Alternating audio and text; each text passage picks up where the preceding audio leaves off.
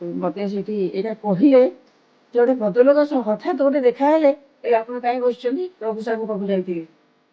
ମୁଁ କହିଲି ଏମିତି ଭଉଣୀ ଟିକେ ଦେଖିବାକୁ ଆଣିଛି। ଆପଣ କଣ କହନ୍ତି କଣ ଶୁଣିକିରି ଏମିତି ଟ୍ରାନ୍ସଫର୍ ନା ଆପଣ କହୁନାହାନ୍ତି ନିଜ ଆମକୁ ମୁଁ କହିଲି ତାଙ୍କ ନମ୍ବର କୋଉଠୁ ପାଇଲି ଆପଣ ଦଉଛି ମୋ ନମ୍ବର ସକାଳେ ଯାଇ ଫୋନ୍ କରିଦେଇ ଯିବେ। ଭଗବାନ ମାନେ ଇଣ୍ଡିକେସନ ଦେଲା ପାଇଁ ଜଣେ କିଏ ଆସିକିରି ମତେ କହୁଛି ସକାଳୁ ମୁଁ ଆକୁ କହିଲି ମୁଁ କହିଲି ଯିବ ତମ ତ ବାଇଆ ଧରିଛି ଆଉ ବିଜୁ ପଟ୍ଟନାୟକ କାହାନ୍ତି ତମେ ପୁଛେ କାଲି ପଚାରିଲେ ଯିବ କେମିତି କଣ ଚାଲୁ ନା ସେଠୁ ଟେଲିଫୋନ ବୁଥକୁ ଗଲୁ ସାଙ୍ଗେ ସାଙ୍ଗେ ବୁଲେଇକି ସେଠୁ ଫୋନ ମାରିଲି ଧରିଲେ Biju Patnaik hello Biju Patnaik speaking sir ମୁଁ ମନମୋହନ ମିଶ୍ରଙ୍କର ଭାଣିଜୀ କହୁଛି।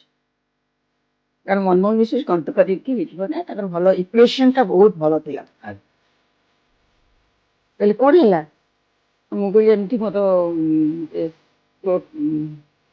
ଡିଷ୍ଟର୍ବ କରାହେଇଛି ମୁଁ ଏଠି ପିଜିରେ ଆଡମିସନ ନେଉଛି ମୋର 28 ଦିନର ପିଲାଟା ଆଉ ମତେ ଟିକେ ଜଷ୍ଟିସ ଦିଅନ୍ତୁ ମତେ ଏଇଠି କୋଉଠି ଆଡମିସନ କଲା ପର୍ଯ୍ୟନ୍ତ ଆଡଜଷ୍ଟ କରନ୍ତୁ ଆଡ୍ ନା କନଫର୍ମ କନଫର୍ମ ମୁଁ କହିଲି ଆପଣଙ୍କୁ ଦେଖା କରିବି ଦେଖ ଆଜ୍ଞା ଚେନ୍ ଅଫ୍ ମିଟିଂସ 9ଟା ଭିତରେ କଣ ଟିକେ ପହଞ୍ଚି ପାରିବ ମୁଁ କହିଲି ଚେଷ୍ଟା କରୁଛି ଯଦି ପହଞ୍ଚିଯାଏ ଆପଣ ଟିକେ ପ୍ଲିଜ କାଇଣ୍ଡଲି ସାହାଯ୍ୟ କରିବେ ଏମିତି କଥାବାର୍ତ୍ତା ସେଠୁ ମୁଁ କହିଲେ ଯିବାକୁ କହିଲେ ସେଠି ପହଞ୍ଚିଗଲେ ସେ ଥିବେ ସାଙ୍ଗେ ସାଙ୍ଗେ ଆମେ ବସଷ୍ଟାଣ୍ଡ ଆସିଲା ବେଳକୁ ଗୋଟେ ଟ୍ୟାକ୍ସି ଛାଡୁଛି ସେଥିରେ 2 ଜଣ ଆଉ ଦରକାର ଆମେ 2 ଜଣ ବସିକି ପଳେଇଲୁ ସେଇ ଟ୍ୟାକ୍ସି ସାଙ୍ଗେ ରହିବ ମୁଁ କହିଲି ଟିକେ ଚାଲନ୍ତୁ ବିଜୁ ପଟ୍ଟନାୟକ ଯାଏ